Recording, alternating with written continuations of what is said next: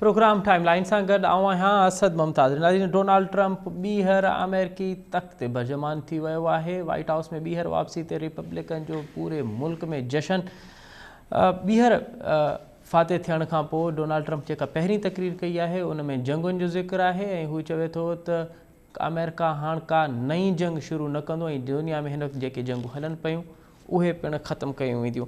रिकॉम हींअर में असां हिन ते ॻाल्हाईंदासीं त हीअ कोई जंगनि वारो ज़िक्र पहिरीं तकरीर में डोनाल्ड ट्रंप कयो आहे, उन जा यूक्रेन ऐं गज़ा वार ते कहिड़ा असर पवंदा, ऐं इन ते बि ॻाल्हाईंदासीं त ॿियो दफ़ो अमेरिकी सदारती चूंड में अमेरिकी अवाम औरत उम्मीदवार खे रिजेक्ट कयो आहे, उन जा कहिड़ा सबब आहिनि, कहिड़ियूं कहिड़ियूं रियासतूं जेके डेमोक्रेट्स जो घर सम्झियूं वेंदियूं आहिनि, जिन ते डेमोक्रेट्स जा गढ़ हुया, उतां बि डेमोक्रेट्स हाराए विया आहिनि ऐं रिपब्लिकन न सिर्फ़ु खटियो आहे बल्कि वॾे मार्जिन सां खटियो आहे। त बुनियादी सबब कहिड़ा आहिनि डोनाल्ड ट्रंप जे खटण जा ऐं कैमला हैरिस जे हारण जा, इन्हनि तमामु मामलनि ते ॻाल्हाईंदासीं। हिन असांखे प्रोग्राम में जॉइन कयो आहे साईं ज़फ़रुल्लाह शेख साहब, पाण कंहिं तारफ़ जा मुहताज न आहिनि, अॻूणा एम्बेसडर आहिनि, आलमी मामलनि ते तमामु मुमताज़ नज़र अथनि, ऐं हुन सां गॾोगॾु असांखे जॉइन कंदो प्रोफेसर सईद अहमद रेड साहब, पाण क़ैद आज़म यूनिवर्सिटी जा में उस्ताद आहिनि, पढ़ाईंदा आहिनि, ऐं असांखे जॉइन कंदो डॉक्टर इरफान अज़ीज़ साहब, पाण फेडरल उर्दू यूनिवर्सिटी जे मास कम्युनिकेशन शोबे जा डिपार्टमेंट जा सरबराह आहिनि।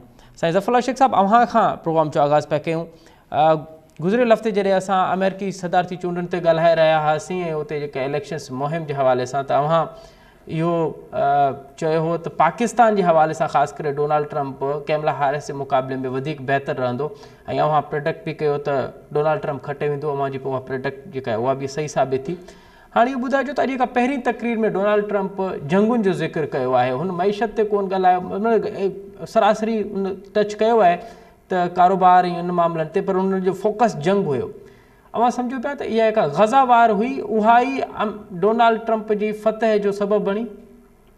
महिरबानी अदा, तव्हां दावत ॾिनी। बिल्कुलु जेको तव्हां तजियो कयो त ग़ज़ा वॉर हिकिड़ो तमामु वॾो मेजर फैक्टर हुयो हिन इलेक्शन खे, जेको आहे उन में डिसीशन जेकी जे वरिती आहे अमेरिकन्स जेकी वरिती आहे, सॼे दुनिया जूं अखियूं अमेरिकन इलेक्शन्स ते हुयूं।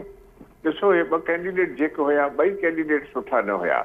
डोनाल्ड ट्रंप जो पास्ट जेको आहे, या जेको 4 साल गुज़रियो, या हुनजे मथां जेके केस हुया, कैपिटल हिल ते अटैक थियो, टैक्सेशन जा, सेक्सुअल हेरेसमेंट वग़ैरह वग़ैरह, उहे उन में हुया। उन खां पोइ जेको हुनजो पंहिंजो टर्बुलेंट जेको पीरियड हुयो रहियो आहे हुनजो, जॾहिं उहो सदर हुयो ऐं जेके हुन नयूं नयूं पॉलिसीज़ इंट्रोड्यूस कयूं, इमिग्रेशन बि आहे, हुन में ॿियूं शयूं बि आहिनि, त उनजे चवण सां ट्रंप बि एॾो को पॉपुलर न हुयो। पर छा थियो त हीअ जेकी ग़ज़ा जी वॉर लॻी, इहो मेजर फैक्टर हुयो। इन में ऑलरेडी डेमोक्रेट्स जो ग्राफ हेठि अची चुको हो, छो जो अमेरिकन्स हिननि खे तमामु घणो सपोर्ट कयो, ऐं इहा पॉलिसी जेकी हुई जो ओपनली नेतन्याहू खे हिन खुलो लाइसेंस ॾिनो त माण्हुनि खे मारियो, ऐं जेतिरो थी सघे मुस्लमान मारियो, जेको सॼी दुनिया में हिन शइ खे कंडेम कयो वियो। ऐं नेतन्याहू जेको आहे हिकिड़ो मोस्ट हेटेड पर्सन जेको आहे दुनिया जो अची वियो, जेको न UN खे बि मञे, न कंहिं ICJ खे बि मञे, न कंहिं बि ह्यूमन राइट्स कमीशन खे बि मञे। उन में अमेरिकन्स जेको हुया उन सां साण ऐं गॾु हुया। तव्हांखे यादि हूंदो, ब्लिंकन उते जॾहिं पहिरियों दफ़ो वियो हो त चई मां पहिरियों यहूदी आहियां। माना यहूदी त ठीकु आहे, पंहिंजी जाइ त सभु आहे, पर दुनिया में मुस्लमान बि रहनि था, ॿिया बि रहनि था, तमामु घणा न। त चवण जो मक़सदु आहे त ग़ज़ा वॉर जो हिकिड़ो वॾो मेजर फैक्टर हो, जंहिंजे करे हिन जो ग्राफ हेठि आयो आहे। नंबर 2 जेको आहे, डेमोक्रेट्स तमामु वॾी ग़लती कई जो हिकु औरत खे हुननि कैंडिडेट कयो। उहो इन्हीअ करे कयो जो ॾिसो, तव्हांखे यादि हूंदो हिलरी क्लिंटन तमामु हिकिड़ी स्ट्रॉन्ग कैंडिडेट हुई, ऐं उन वक़्तु सभु चवनि पिया त खटे वेंदी, पर उते मूं बि उन तव्हां जेकॾहिं खोले ॾिसो त मां बि इहो ई कयो त औरत खे कॾहिं बि अमेरिकन्स एक्सेप्ट न कंदा। ॾिसो, कुझु कंट्रीज़ अहिड़ियूं आहिनि जिते औरत बि अची सघे थी, कि जिते नथा कनि, बल्कि हे अमेरिका हिकिड़ो उहो कंट्री आहे जेको दुनिया जो पुलिसमैन आहे, दुनिया जो सुपर पावर आहे, एतिरनि मुल्कनि सां डील थो करे, 20-30 मुल्कनि खां वधीक उन्हनि जो हुते फ़ौजूं कमु थियूं कनि। ऐं जेके तमामु ज़फ़र साहब, अव्हां नथा सम्झो त जो बाइडन जे मुक़ाबले में त कैमला हैरिस काफ़ी बहितर चॉइस हुई डेमोक्रेट्स जी। मां अचां थो उन ते, ॾिसो जो बाइडन त विच मां निकिरी वियो, छो जो तमामु वीक कैंडिडेट हुयो, उनजे करे त इहो सिलसिलो थियो। पर हुन जेको नॉमिनेट कयो कैमला हैरिस खे, उहा ग़लती हुई। हिकिड़ी त ब्लैक वूमन हुई, ॿियो हाणे को इंडियन जो त खणी असां सम्झूं था ठीकु आहे, हुनजो बैकग्राउंड हुयो। हिते अमेरिकन्स में इहो फ़र्क़ु घणो नथो पए। मक़सदु आहे त अमेरिकन हिकिड़ी सुलझियल क़ौम आहे, ऐं हुते हुनजा इलाही फैक्टर्स हुया, ॿई हुया, पर हुनजो IQ एवरेज हुयो। ऐं ट्रम्प जेको आहे तमामु वॾो खिलाड़ी हुयो। मां ज़रूरु पंहिंजे अॻकथी कई हुई त ट्रम्प खटंदो, पर हेॾी वॾी मार्जिन सां खटंदो। ऐं जिते तव्हां जेको हाणे पाण ॿुधायो त जिते डेमोक्रेट्स जेके स्टेट्स हुयूं उते बि हुननि स्विंग स्टेट्स में हारायो आहे। हाणे तमामु वॾी ॻाल्हि आहे, सुठी हुन विक्ट्री। हाणे साईं सेनेट बि उन्हनि जी, कांग्रेस बि उन्हनि जी, ऐं प्रेसिडेंटशिप बि हाणे उन्हनि जी आहे। त उन जे चवण जो मक़सदु इहो आहे त हाणे जेको इहो वॉर वारो जेको पहिरियों हुयो उन में हिनखे जेको आहे प्लस पॉइंट ॾिनी, इन जा वोट काफ़ी वधा। नंबर 2 ॿी पॉइंट इहा हुई त इमिग्रेशन पॉलिसी में हिन ट्रम्प क्लियरली चयो हो त मां लीगल जेके इमिग्रेंट्स आहिनि उन में मूंखे कोई ऑब्जेक्शन कोन्हे, बाक़ी इलीगल इमिग्रेशन मां अचणु कोन ॾींदो। तव्हांखे यादि हूंदो पंहिंजे पोएं में बि हुन ते जेका तनक़ीद थी मैक्सिको उन उहा ॻाल्हि कई। ॿियो सीनियर सिटीज़न्स जेको अञा ताईं कोई कंहिं ज़िक्र न कयो आहे, मूंखे कंहिं अमेरिकन दोस्त ॿुधायो, उहो बि पाकिस्तानी हुन त साईं सीनियर सिटीज़न्स ते हिन जेको 30 या 40% जेको आहे टैक्स कटींदा उहा हिन ख़तमु करण जे लाइ हिन प्रोपोज़ल ॾिनो आहे। ऐं उन खां वधीक 9% रहंदो हुनखे सोशल सिक्योरिटी वधीक ॾींदा, उहे वोट हिन ॾे अची विया। टियों जेको चोथों जेको हुयो त पाकिस्तानी वोट जेको हुया कुझु पंहिंजो इन ख़्यालनि में हुया त शायदि हिते को लीडर हुतां ॿाहिरि निकिरंदो, हुनजा सिपदाईंदड़, उहो पाकिस्तानी वोट डिवाइड थियो आहे, उहो बि डोनाल्ड ट्रम्प खे मिलियो आहे। मुस्लमान जेके आहिनि जेके हुया उन्हनि वोट जेके आहिनि डोनाल्ड ट्रम्प खे ॾिना आहिनि, छो जो हुन हिकिड़ी शइ ॾाढी सुठी कई, चई मां जंग बंदि कराईंदुसि, जंग मां वधीक न कराईंदुसि, ऐं अॻिते जंग न थींदी त इन वरी स्लोगन तमामु वॾो असरु ॾिनो। त उते इहे कुझु फैक्टर्स हुया जे डोनाल्ड ट्रम्प खे मथां ई खणी विया ऐं उते कमला हारिस न थी सघी। हिकिड़ो मिंट ॿियो छा आहे त औरत खे कॾहिं बि अमेरिकन्स एक्सेप्ट न कंदा व्हाइट हाउस में। हे व्हाइट हाउस आहे, ब्लैक हाउस न आहे। त व्हाइट हाउस में त सवाल ई पैदा नथो हुजे त हिकिड़ी ब्लैक वूमन अचे, नंबर 1। नंबर 2 का बि औरत उते हुनखे हैंडल न करे सघंदी। ईअं न आहे त को औरत जी कैपेबिलिटी न आहे या ॿी न आहे, मां उन सेंस में नथो चवां, पर उतां जी सोसाइटी जेकी आहे उहा सवाल ई पैदा नथो थिए त व्हाइट हाउस खे उहा रन करे सघे। छो इन करे इहो बि हिकिड़ी शइ हुई त इहा बि इन करे डोनाल्ड ट्रम्प खे थोरी हिन में अॻिते प्लस पॉइंट हुई। हाणे उहो जेको आहे उहो अचे थोरो। चवण जो मक़सदु इहो आहे त हाणे हे जेको दौरु ईंदो डोनाल्ड ट्रम्प जो, इहो जेको आहे एतिरो दौरु ईंदो। पर हिकिड़ी ॻाल्हि मां तव्हांखे ॿुधायां, मां फॉरेन ऑफिस जो माण्हू आहियां, जेके माण्हू सम्झनि था त वधीक ड्रेस्टिक चेंज ईंदी, हिकदमि जंगियूं बंदि थी वेंदियूं, पाकिस्तान लाइ हिकदमि हीअं थी वेंदो या हूअं थी वेंदो, पाकिस्तान जो सुवालु पुछंदो हुनखे मां थोरो एनालाइज़ कंदुसि। पर हिकिड़ी ॻाल्हि ॿुधायां तव्हांखे, बाक़ी अमेरिकन फॉरेन पॉलिसी एतिरो चेंज न थींदी आहे। It doesn't change with the change of the faces. उहे असां वटि ईअं थींदो आहे। हिकिड़ो ॿियो आयो त पॉलिसी चेंज थी वई, असां उन्हनि मुल्कनि में न आहे अहिड़े क़िस्म जो। अमेरिकन पॉलिसी उहा ई रहंदी आहे, तमामु थोरो फ़र्क़ु हूंदो आहे जो किथे पहुतो आहे। दुनिया जे मुल्कनि में हुन जूं फ़ौजूं आहिनि, दुनिया सां हुनजो वास्तो आहे। बिल्कुलु सही पिया चओ ज़फ़रुल्लाह साहिब, त हिकु त फ़र्द जे हवाले सां पॉलिसीज़ त न आहिनि ठहंदियूं। हाणे जेके मुल्क जूं परॾेही पॉलिसीज़ हूंदियूं आहिनि या स्टेट जूं जेके स्टेट सां पॉलिसीज़ हूंदियूं आहिनि, उहे त स्टेट जूं पॉलिसीज़ हूंदियूं आहिनि, उहे फ़र्द जे अचण ऐं वञण ते त उनजो दारोमदार न हूंदो आहे। अच्छा, हाणे ज़फ़रुल्लाह साहिब, अवां जॾहिं ॻाल्हि पिया कयो ग़ज़ा वार जी ऐं डोनाल्ड ट्रम्प जे जंग जो ज़िक्र कयो, त यूक्रेन जी जेका वार आहे, अगरि अमेरिका, इहा ॻाल्हि दुरुस्त आहे अवां जी, त उहा हाणे रातो राति उनजो फ़ैसिलो कोन थींदो। अगरि अमेरिका ईंदड़ ॾींहंनि में, ईंदड़ कुझु टाइम में यूक्रेन वार मां पंहिंजी सपोर्ट ख़तमु थो करे, त पोइ त हीअ अवां नथो सम्झो, पोइ त इहो ओपन ग्राउंड बैटल मिली वेंदो रशिया खे। कोई रशिया खे न मिलंदो। तव्हांखे यादि हूंदो पोइ इलेक्शन्स में रशियन सां डोनाल्ड ट्रम्प जा तमामु गहरा तालुकात आहिनि, अंदर जा बि। तव्हांखे यादि आहे त जॾहिं पोइ इलेक्शन्स एॾियूं थियूं त रशियन इंटेलिजेंस वारनि उन्हनि खे बाक़ाइदा सपोर्ट कई त ट्रम्प अचे। ट्रम्प हिकिड़ो बिज़नेसमैन आहे, वॾो प्लेयर आहे, is a gambler, political gambler and the business gambler. ऐं सुठे सेंस में थो मां ॻाल्हायां, ख़राब सेंस में न। पर हुनजा रशिया सां तव्हांखे यादि हूंदो त हिनजो न्याणे पुटनि हूंदो ते हिनजे ॿारनि बि उते ट्रिप कई हुई, जंहिं ते हिनजे मथां लेबल आहे त तूं रशिया सां मिलियल आहे ऐं रशिया जो तुंहिंजो सॉफ्ट कॉर्नर आहे। रशिया सां हिनजी दोस्ती आहे। ऐं हिन इलेक्शन्स में बि आई एम श्योर इहा ॻाल्हि हली हुई, जेको रशियन्स हिनखे सपोर्ट कई आहे बाक़ाइदे। त यूक्रेन वॉर जेकी आहे रशियन सां हिनजो रिप्रोचमा रहंदो, रशियन सां कॾहिं नाराज़गी न थींदी, रहंदो, सुठो कमु थींदो। ऐं हिकिड़ी ॻाल्हि ॾिसो, यूक्रेन वॉर में यूरोपियन यूनियन वारा अमेरिका सां मुखालफ़त में हुया त तव्हां रशिया सां छो विढ़िया हो, असांजी गैस बंदि थी वई आहे, असांजी इकोनॉमी जो मोकारो थी वियो आहे। मां जर्मनी में रहियो आहे, उहे ॾाढा ख़ुशि थींदा, सॼो यूरोप वारा। अमेरिकन ख़ुदि ख़ुशि थींदा ॾाढा उहे इन करे ख़ुशि थींदा जो नेटो में यूक्रेन खे आणण जे लाइ हिकिड़ी बदमाशी हुई। तव्हां ॾिसो अमेरिकन्स कंहिं वक़्त में वर्बल बाक़ाइदे एश्योरेंस ॾिनी रशिया खे त असां नेटो में ईस्ट यूरोप जा कंट्रीज़ इंक्लूड न कंदासीं। वरी बि खणी आयो शुरू में पोलैंड, रोमानिया ऐं फलाण जेके सभु इलाही खणी आयो। यानी यूक्रेन ते इहो फ़ैसिलो थियो त असां नेटो में आणियूं था। उते पोइ जेको आहे उतां जो जेको बगेड़ जेको आहे उहो जाॻी पियो रशिया ऐं चए त हाणे जंग थींदी।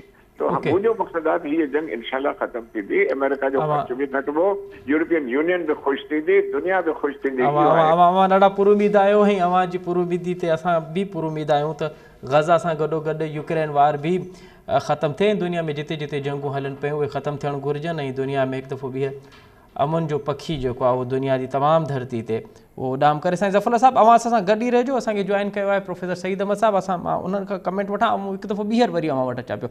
सईद साहिबु प्रोग्राम में ख़ुशि आमदीद। अच्छा सही साहिबु, डोनाल्ड ट्रंप त ॿीहर खटे वियो आहे, ॿीहर वाइट हाउस में हुनजी वापसी आहे, पर हुन सां गॾोगॾु ॿीहर अमेरिकी अवाम ख़ातून खे सदर थियण खां रद्द कयो आहे। अवां छा था सम्झो त बुनियादी सबब कहिड़ा आहिनि कैमला हैरिस जे हाराइण जा ऐं डोनाल्ड ट्रंप जे खटण जा? जी तमामु सुठो सवाल आहे। असल में हिन इलेक्शन जी मुहिम खे ॾिसजे त शुरू में जेको आहे लॻो पियो त शायदि कमला जेको आहे खटी हुई, पर उन खां पोइ जेको मुंहिंजे हिसाब सां जेको सभ खां वॾो जेको यानी सबबु आहे जंहिंजे करे हीउ खटी वियो आहे ट्रंप, उनमें नज़र ईंदो थिए त वाइट जेको वोट आहे ह्यूमन जेको आहे सो उहो ट्रंप जी स्ट्रेंथ आहे। बाक़ी जेके ॿिया वोटर्स आहिनि जंहिंमें हिस्पैनिक वोटर्स आहिनि, मुस्लिम वोटर्स आहिनि ऐं जेके ॿिया ब्लैक्स आहिनि ऐं इवन जेंडर वाइज़ जेके फीमेल वोटर्स आहिनि उहे अमूमन जेको आहे सो डेमोक्रेट्स खे सपोर्ट कंदा आहिनि। ऐं हिन दफ़े त जेको आहे औरत उम्मीदवार बि हुई, पर इंट्रस्टिंगली जेका ट्रंप जी जेका मुहिम हुई ऐं स्पेशली जेका बाइडन एडमिनिस्ट्रेशन जो जेको रोल हुयो मिडल ईस्ट वार में, उनजे करे जेको आहे सो काफ़ी माना हिकु मौक़ो मिलियो डोनाल्ड ट्रंप खे, जंहिंजे करे तव्हां मिसाल जा फिगर ॾिठा हूंदा त जेको वोट बैंक जेको स्ट्रेंथ थींदो आहे जेको आहे सो डेमोक्रेट्स खे, ऐं इहो थियो हुयो त जीअं औरतूं आहिनि उहे जेको आहे सो बाइडन जे मुक़ाबले में कमला हैरिस खे तमामु घटि वोट औरतुनि जा मिलिया आहिनि। ऐं जेको डिफरेंस आहे माना औरतुनि जे वोट जो डोनाल्ड ट्रंप ऐं कमला हैरिस में उहो तमामु थोरो आहे, उहो 8% जो डिफरेंस आहे, जेको अॻु में 30% जो डिफरेंस आहे। ईअं ई हिस्पैनिक वोटर्स जेके आहिनि उन्हनि में बि जेको डिफरेंस उहो काफ़ी उहो ब्रिज थियो आहे। ब्लैक वोटर्स में बि डिफरेंस ब्रिज थियो आहे। इवन मुस्लिम वोटर्स जेके आहिनि उहे हिन दफ़े डिवाइडेड हुया। पाकिस्तानी वोटर्स, मुस्लिम अरब वोटर्स, इहे सभु डिवाइडेड हुया जेके हिस्टोरिकली जेको आहे सो बेसिकली साइड कंदा रहिया आहिनि डेमोक्रेट्स जी। त हिन दफ़े डेमोक्रेट्स जेको लूज़ कयो आहे मुंहिंजे हिसाब सां उहो इन जे करे लूज़ कयो आहे कि जेका हीअ मिडल ईस्ट पार ख़ासि करे उनखे नुक़सानु पहुचायो आहे उन्हनि में जेका बाइडन एडमिनिस्ट्रेशन पॉलिसी उहे, ऐं जेको आहे सो उन्हनि माना जेके ट्रेडिशनल जेके वोटर्स आहिनि जेके उन्हनि जी स्ट्रेंथ रही आहे, जेके वाइट वोटर उन्हनि खे लाज़मी ॻाल्हि आहे मेन चंक आहे, पर उनमें हू माना जेको खटंदा आहिनि उनमें जेको नॉन वाइट वोटर आहे उहो स्विंग वोट सॼो हुननि में ईंदो आहे, उहो हिन दफ़े जेको आहे डिवाइड थियो आहे। इहो मुंहिंजे ख़्याल में मेजर फैक्टर हुन जी। सही साहिबु, पर अवां इहो नथा सम्झो त जो बाइडन जी जेके नाकामियूं आहिनि या हुन जी कारकर्दगी किथे नज़र ई न पई अचे, उनखे कंहिं ॿिए प्राइम मिनिस्टर सां त कंपेयर नथो करे सघिजे, पर उहो ॼण त बिल्कुलु ई उनजो टेन्योर सॼो ख़ामोश रहियो आहे, उहो एॾो गैर असर रहियो आहे सॼो हुन में। उहो बि हिकिड़ो सबबु हुयो कैमला हैरिस जी नाकामी जो, उनजी हाराइण जो। जो बाइडन जी जेका एडमिनिस्ट्रेशन जो फेल्यूअर हुयो उहो लाज़मी ॻाल्हि आहे, हिनखे ॾाढो ॾुखियो पियो कमला हैरिस खे। ऐं कमला हैरिस हुन में जेको आहे सो तव्हांखे ख़बर आहे त जेको आहे सो नाइब सदर हुई, त लाज़मी ॻाल्हि आहे त उहा जेको आहे सो उन खां डिस्टेंस बि पाण खे कोन थी करे सघे। त उन्हनि जो जेको वेटेज आहे, जेको बर्डन आहे जो बाइडन जो फेल्यूअर जो, उहो कमला हैरिस खे करिणो पियो आहे। ऐं हिन में मुंहिंजे ख़्याल में इहो बिल्कुलु सही आहे त कमला हैरिस जे फेल्यूअर जो वॾो सबबु जो बाइडन जी एडमिनिस्ट्रेशन आहे उन्हनि जो फेल्यूअर आहे, जेको जेको आहे सो उनजी फेल्यूअर में वञी करे मुंतज थियो आहे। ऐं उन में वरी जेका जंहिं तरीक़े सां इनखे जेको आहे प्ले कयो आहे ट्रंप, उहो बि जेको आहे सो इम्पॉर्टेंट आहे। माना हिननि कोशिशि कई त ट्रंप खे जेको आहे एंटी डेमोक्रेसी साबित कजे ऐं हिनखे जेको आहे सो जमहूरियत जी जंग तो तॾहिं पतो हुनमें उहो तरीक़े सां कामयाबु न थी सघिया ऐं अवाम जम्मू जेकी अवाम आहे हुनखे उहो जेको आहे तकलीफ़ न पए सघिया तॾहिं इंट्रस्टिंग पहचान थी हूंदी उहा इहा त हिन दफ़े जेको आहे सो इहो नज़र आयो त जेके नॉन ग्रेजुएट्स आहिनि उन्हनि फंड लाइ वोट कयो आहे ऐं ग्रेजुएट्स आहिनि उन्हनि जेको आहे सो कमला हैरिस खे वोट कयो आहे ॿियो डिवीजन ओवरऑल जेको आहे सो नज़र अचे थो जेको एजुकेटेड क्लास आहे उहो जेका पॉपुलिज्म जी वेव आहे उन खां थोरो घटी वञे थो जेकी नॉन एजुकेटेड क्लास आहे या लेस एजुकेटेड क्लास आहे उहो उन वेव जो घणो असरअंदाज़ थिए थो ऐं हिन में बि नज़र अचे थो त जेको माना लेस एजुकेटेड क्लास आहे ऐं उन जेंडर वाइज़ जेको फर्क हूंदो आहे उहो घणो पर हिन में जहिड़े जेको इहा जेका कामयाबी आहे डोनाल्ड ट्रम्प जी हुन जेके आहिनि उनखे मुतासिर करण में कामयाबु कयो आहे ऐं हिन काफ़ी जेको आहे हुया बयान जंहिंजे करे हिन कामयाबी जेका एक्सपेक्टेशन हुई त नेक्स्ट उहो अहिड़ो नज़र नथो अचे रिज़ल्ट में नज़र अचे थी त तमामु वॾी पार्टियुनि सां जेको आहे ट्रम्प आहे। ठीक है साईं ज़फ़रुल्लाह साहब हाणे हिकिड़ो जेको आम तासुर आहे त हर मुल्क जी इस्टेब्लिशमेंट भी फ़ैसिलो कंदी आहे हाणे आवाम त फ़ैसिलो कंदी आहे पर उन सां गॾोगॾु इस्टेब्लिशमेंट जो भी हिकिड़ो वॾो असरु हूंदो आहे उन जे चूंडुनि जे हवाले सां त अवां सम्झो पिया त अमेरिकी सदारती चूंडुनि ते भी वॉल स्ट्रीट जो असरु हूंदो आहे ऐं वॉल स्ट्रीट भी कुछ पॉलिसीज़ ठाहींदी आहे वॉल स्ट्रीट भी उन तमामु तर जेके रिज़ल्ट्स ईंदा आहिनि उन ते असरअंदाज़ हूंदी आहे। फॉरेन पॉलिसी प्रोसेस में इलाही मुल्कनि जो हिकिड़ो पंहिंजो तरीक़ेकार आहे। हाणे असां वटि भुट्टे साहब जे वक़्त में एरिया स्टडी सेंटर्स हूंदा हुया रिसर्च सेंटर्स हूंदा हुया ऐं उन में ॿिया इदारा जेके हुया पंहिंजा इनपुट्स ॾींदा हुया। हाणे बि जॾहिं मां डायरेक्टर जनरल रहियो आहियां फॉरेन पॉलिसी में पॉलिसी ऐं प्लानिंग जो मां उन में बिल्कुलु असां छा कंदा आहियूं त सभिनी मिनिस्ट्रीज़ खां इनपुट्स बाक़ाइदा वठंदा आहियूं हर इदारे जा इनपुट्स वठंदा आहियूं जॾहिं इनपुट्स हुन में एस्टेब्लिशमेंट हूंदी आहे त जॾहिं इनपुट्स ईंदा आहिनि तॾहिं चांवर जी त उन में छा थींदो आहे त पंहिंजो उहो इनपुट्स ॾींदो आहे। अमेरिका में छा आहे जेको फॉरेन पॉलिसी मेकिंग प्रोसेस आहे उन में उन जा इलाही इदारा आहिनि सॼे मुल्क जा जेके पंहिंजे इनपुट्स ॾींदा आहिनि एस्टेब्लिशमेंट वाक़ई उनजो आहे पर सिर्फ़ु ईअं न आहे त रुॻो एस्टेब्लिशमेंट जो ई हथु हलंदो आहे या उन्हनि जो ज़ोर आहे न उहो it is one of the important sectors जंहिंमें उन्हनि जी इनपुट्स बाक़ाइदा ईंदियूं आहिनि त उतां जो प्रोसेस हिकिड़ो ॿियो आहे ऐं हिकिड़ो माण्हू उते हिकिड़ो इदारो जेको आहे फ़ैसिलो न कंदो आहे। असां जहिड़नि मुल्कनि में उन हिकु इदारे जो वॾी इम्पोर्टेंस हूंदी आहे कि ॿियनि मुल्कनि में बि उन्हनि जो इदारो किथे मुल्कनि जो हाणे गल्फ स्टेट में तव्हां वठो किथे किंगशिप आहे उते ईरान में खोमेनाई आहे त उते जिते डेमोक्रेसी न आहे हर कंहिं मुल्क जो पंहिंजो हिकिड़ो सिस्टम आहे।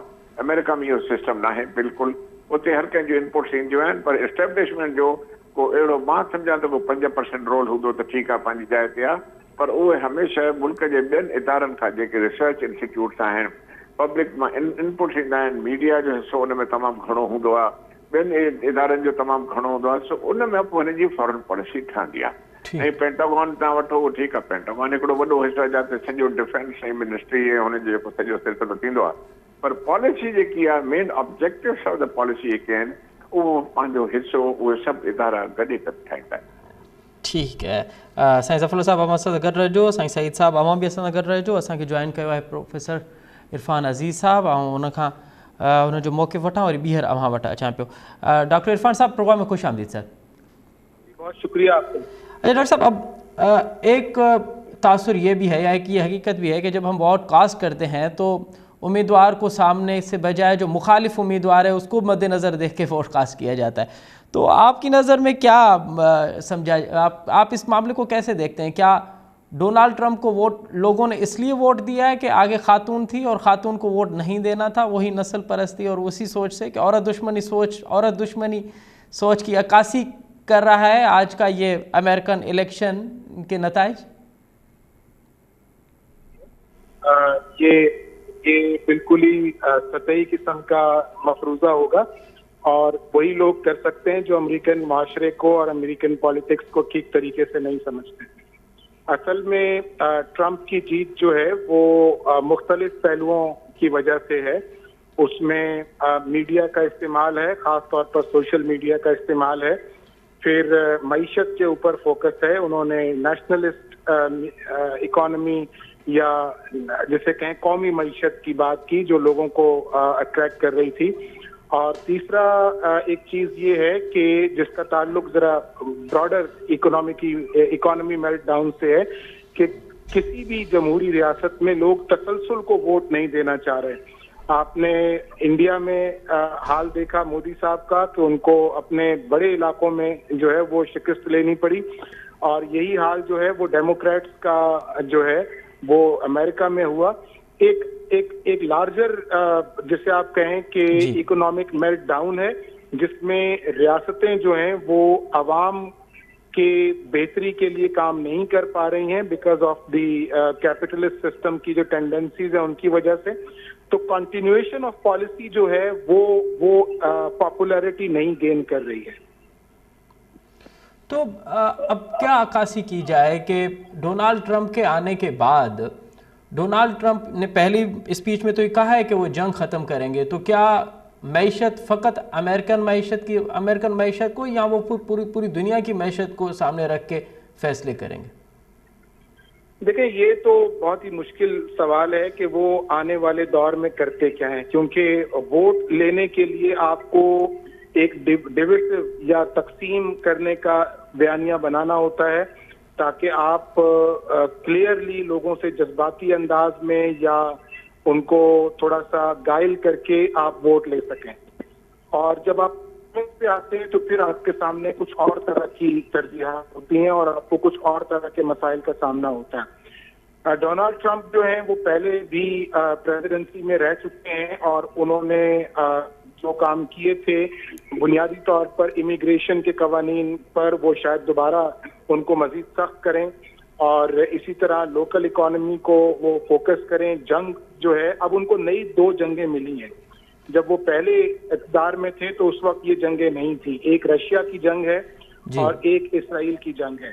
تو اب یہ ان جنگوں کو کیسے ختم کرتے ہیں اور اپنی امریکہ کی وار اکانومی کو کیسے سیٹسفائی کرتے ہیں, یہ ان کے لیے ایک بہت بڑا امتحان ہوگا انٹرنیشنلی بھی.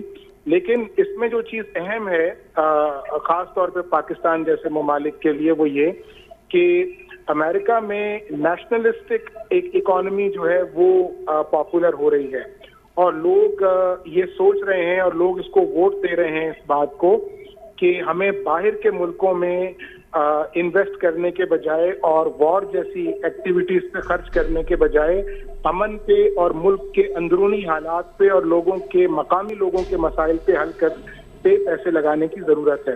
تو میرا خیال ہے کہ یہ جو ٹینڈنسی ہے یا یہ جو ڈائریکشن ہے ڈونالڈ ٹرمپ کی وہ پاکستان جیسے ممالک کو ضرور متاثر کرے گی, کیونکہ ہم امریکن انٹرسٹ اور امریکن امداد جو ہے اس کی طرف ہر وقت آنکھیں لگائے رکھتے ہیں. پر ڈاکٹر صاحب آپ نہیں سمجھتے کہ ڈونالڈ ٹرمپ کے اس وقت کے جو اعلانات ہیں یا وہ پچھلی بار جو ان کو فیصلے کیے وہ روایتی امریکن سوچ کی بھی مخالفت میں ہے؟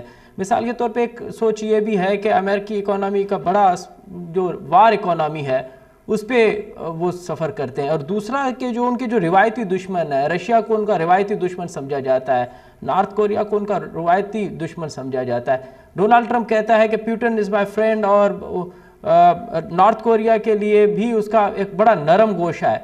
تو کیا یہ جو روایتی امریکن سوچ ہے اس کی بھی مخالفت کرتا ہے ٹرمپ؟ جی یقیناً آپ کہہ سکتے ہیں. یہ بات بہت سے تجزیوں میں تجزیہ نگار یہ بات کر رہے ہیں کہ American love of human rights, American love of environmental protectionism, American love of democracy in the world, یہ جو چیزیں ہیں یہ بیک برنر پہ جائیں گی. یہ امریکن اس کے امریکن سوسائٹی اور امریکن ڈیموکریسی اور ڈیموکریٹک ہسٹری کے لیے بڑا زبردست امتحان ہوگا کہ وہ اپنی ٹریڈیشنل اور لانگ سٹینڈنگ جو ویلیوز ہیں جس کے لیے امریکہ نے اب تک ساری دنیا میں جنگیں لڑی ہیں, کوشش کی ہے اور اپنے حق میں ایک بیانیہ بنانے کی کوشش کی ہے, وہ اس کو آپ بالکل سیکریفائز کر دیتے ہیں یا وہ کوئی درمیان کا رستہ نکالتے ہیں. اس پہ سرے دست کوئی کامنٹ کرنا بڑا مشکل ہوگا. یہ بات درست ہے کہ وہ اس طرح کے جو لیڈرز ہیں جیسے جو کہ اس میں نارتھ کوریا وغیرہ کی آپ بات کر رہے ہیں اور پھر رشیا کے پوتن کی بات کر رہے ہیں, لیکن اس سارے معاملے میں ان کو سب سے بڑی مخالفت خود امریکہ کے اندر سے ہوگی. تو it would be interesting battle for Donald Trump and all of اس.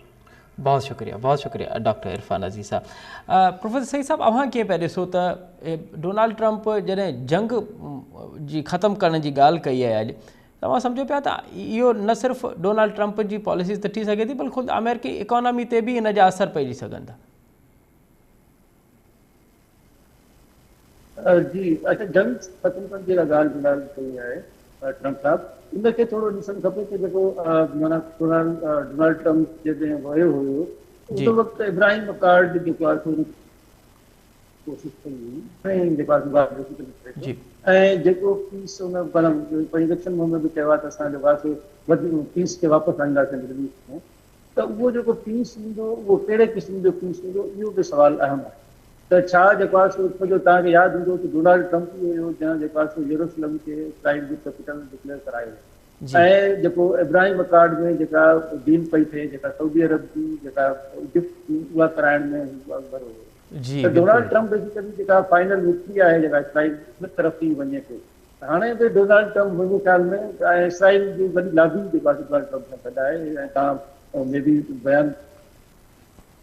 जी बिल्कुलु, प्रोफेसर सईद साहब सां असांजो राब्तो मुनक़िद थियो आहे। जीअं वरी ॿीहर राब्तो थींदो असां साईं ज़फ़र साहब, अव्हां बिल्कुलु लास्ट में असांखे ॿुधाइजो त डोनाल्ड ट्रंप हाणे त ॿीहर अची चुको आहे वाइट हाउस में, त सिर्फ़ु ओथ बाक़ी आहे, कहिड़ा वॾा चैलेंज हूंदा जेके अव्हां सम्झो पिया त फौरी तौर ते टैकल कंदो डोनाल्ड ट्रंप? असांजी ॻाल्हि इहा आहे त हुन लाइ चैलेंजिस कोई वॾा न आहिनि, वाइट हाउस में रही चुको आहे, ऐं अमेरिका हाणे बि तमामु हक़ीक़त में ॿियो त हाणे जंग जे लाइ उहो चई चुको आहे त कोशिशि कंदो त मां जंग घटि कराईंदुसि। मूंखे लॻे थो त उहो जेको सॼो जंग वारो सिलसिलो आहिस्ते आहिस्ते थींदो, पोइ फार्मूलो थींदो। इसराइलीज़ खे हमेशह उहो सपोर्ट कंदो। बैतुल मुक़दस में उहो कैपिटल ऑलरेडी कराए चुको आहे, हुनजे वक़्त में यहूदी खां पॉलिसी खां पोइ हिते कोन हटंदो। हाणे पैलेस्टाइनियन हुननि जे विच में कहिड़ो फार्मूलो थो थिए, काथे हाणे इलाही अकॉर्ड थिया आहिनि, ऑस्लो अकॉर्ड 2001 यको पुराणे खां वठी हलंदो आयो आहे हिन महिल ताईं, पर उहो डोनाल्ड ट्रंप यहूदियुनि खे सपोर्ट कंदो ऐं इसराइल खे सपोर्ट कंदो। नंबर 1 हिकिड़ो वॾे में वॾो चैलेंज इहो आहे त हुन वॉर खे कीअं ख़तमु कराए, ऐं उन खां पोइ हुनजो फ़ैसिलो कीअं थिए, जहिड़े नमूने में त हे जेको यको इसराइल जेको कमु कयो आहे इन जे मथां कीअं सुठे नमूने में कवर अप थी वञे, उहो कवर अप करण जी कोशिशि कंदो नेतन्याहू खे बि। हा, नेतन्याहू जेको आहे उहो हटी वेंदो, उनखे हटाईंदा, ऐं उहो हिकिड़ो अनडिज़ायरेबल पर्सन थी चुको आहे, पर्सोना नॉन ग्राटा थी वियो आहे दुनिया जो।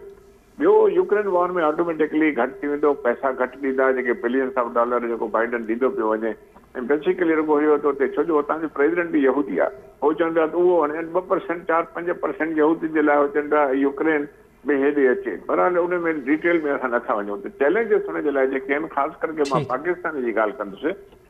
मां पहिरियों अर्ज़ु कयो त असांखे ख़ुशि फ़हमी में न हुजणु खपे त डोनाल्ड ट्रंप असांखे सपोर्ट कंदो। हुनजा 2 फैक्टर आहिनि जेके मां सम्झां थो। नंबर 1, डोनाल्ड ट्रंप पंहिंजे दौर जे दौरान हमेशह हिंदुस्तान खे तमामु घणी इम्पोर्टेंस ॾिनी आहे। हुननि चयो, ऐं हिंदुस्तान हमेशह अमेरिका जो स्ट्रेटेजिक पार्टनर रहियो आहे, ऐं हमेशह हुननि बाक़ाइदे अनाउंस कयो आहे।